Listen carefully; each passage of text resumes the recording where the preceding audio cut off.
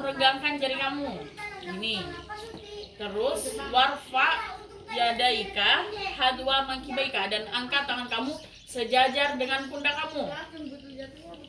Wa idza kabarta fadha yaminika ala shimalika, dan apabila selesai begini, mau begini, fadha yaminika, dan taruh yang kanan di atas yang kiri. Nggak boleh ditukar kiri atau kanan.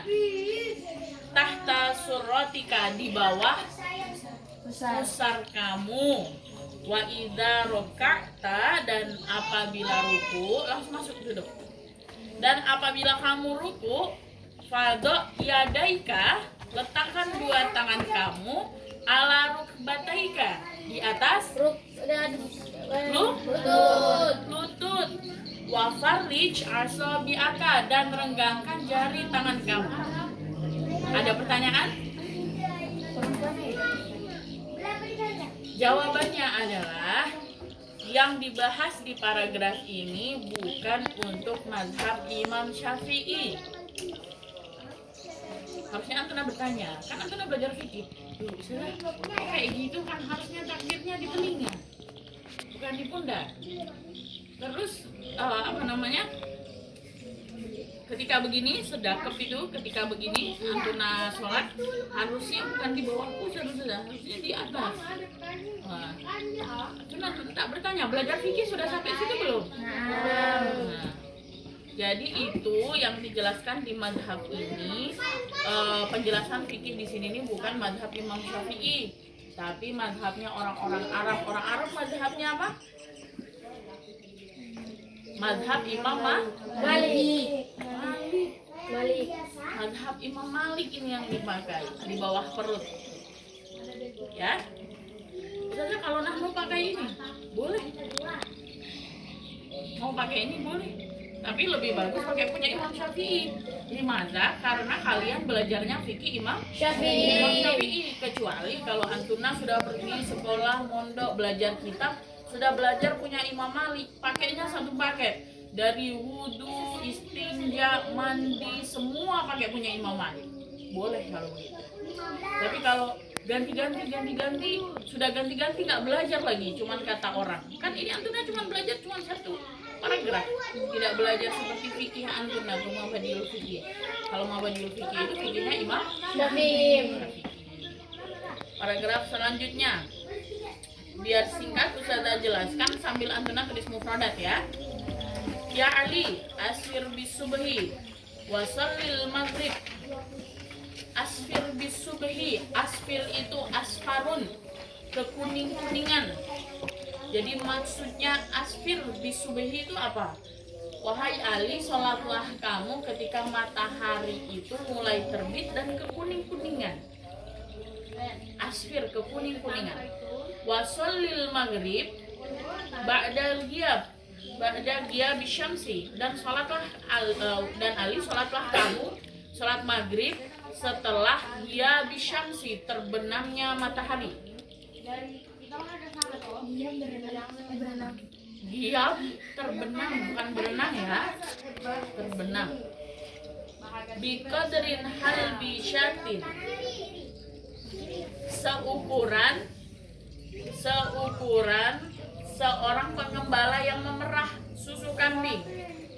Fa inna dzalika min khisalil anbiya'i alaihimussalam. Hisolun min hisoli, hisolun artinya kebiasaan. Adatun, hisolun sama dengan adatun, maknahu kebiasaan. Fa inna dzalika min hisolil anbiya alaihi salatu wassalam. Dan sesungguhnya kebiasaan para nabi itu sholat ketika matahari terbit kekuning-kuningan, ketika fajar subuh kekuning-kuningan, dan ketika sholat maghribnya ketika terbenam matahari.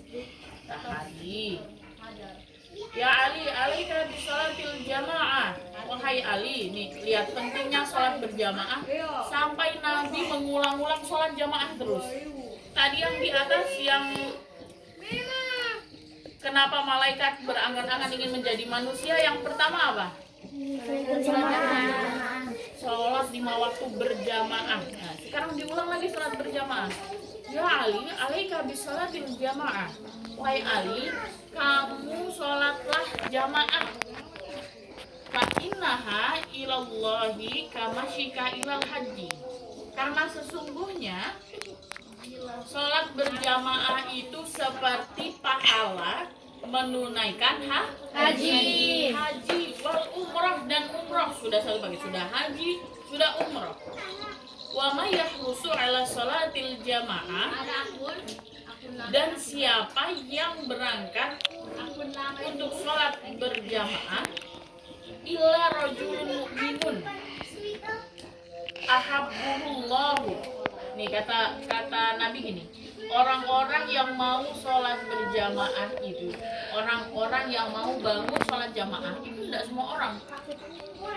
Itu Nabi bilang sih, illa itu tandanya itu cuma orang-orang tertentu. Arti illa itu artinya hanya orang-orang tertentu.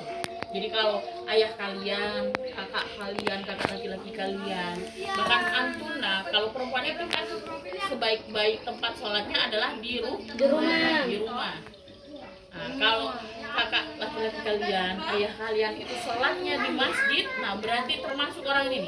Kata Nabi, wahai Ali, tidak semua orang itu mau sholat berjamaah, kecuali orang-orang yang Allah tanamkan rasa cinta pada Allah di dalam dirinya. Allah beri rasa cinta pada Allah di dalam hati orang itu. Wa ma yashhadu fiha illa munafiqun abghadullah. Dan orang-orang yang berat kakinya ke masjid, yang malas untuk ke masjid, azan masih tidur, mungkin ada kalian menjumpai seperti itu, mungkin saudara antun. Maka sesungguhnya orang-orang itu Allah benamkan rasa munafik di dalam diri. Jadi orang-orang yang pergi ke masjid itu adalah orang yang apa tadi? Ya Allah tanamkan apa? Rasa cintanya kepada Allah. Rasa cinta kepada Allah. Jadi kalian kalau di rumah lihat saudara laki-laki, lihat orang tua laki-laki, ayah antuna sudah azan belum ke masjid, bangunkan. Ke masjid. Kenapa? Ketika tidak ke masjid, tandanya Allah sedang memberikan rasanya orang-orang munafik di dalam hati orang. Kalau di rumah lebih bagus mana? Di rumah sholatnya jamaah atau sendiri? Kadang jamaah sendiri. Lebih bagus mana kok? Kadang jamaah, kadang sendiri. Lebih bagus mana? Jamaah. Lebih bagus jamaah tetap. Nggak ada lebih bagus sendiri. Misalnya kalau perempuan lebih bagus sholat sendiri. Bisa perempuan itu kalau di masjid, perempuan itu dalilnya ada dua. Yang pertama, apabila berangkat ke masjid, maka sebaik-baik soft perempuan itu ada di belakang. Tapi maksudnya di belakang bukan antuna berlomba-lomba di belakang, terus yang di belakang sakir itu nggak antuna isi. Bukan itu, maksudnya tidak boleh perempuan itu sholat di depan, di belakang imam, perempuan dulu baru laki-laki. Seperti di pesantren-pesantren ada yang viral itu, antuna tahu? Ada perempuan sholat di depan, nah itu salah, tidak baik. Maka kalau di masjid sebaik-baik sholat perempuan adalah yang di belakang. Kalau di rumah, tapi kalau dibanding di rumah dengan di masjid, kata Nabi, sebaik-baik mihrab perempuan, mihrab itu tempat untuk berdiam diri, untuk iktikaf. Kalau laki-laki kan ada iktikaf di masjid, maka sebaik-baik untuk perempuan adalah di rumah. Tapi pelaksanaannya tetap lebih bagus yang jamaah daripada yang infiradi. Lebih bagus yang jamaah daripada yang sendiri. Fahim kena?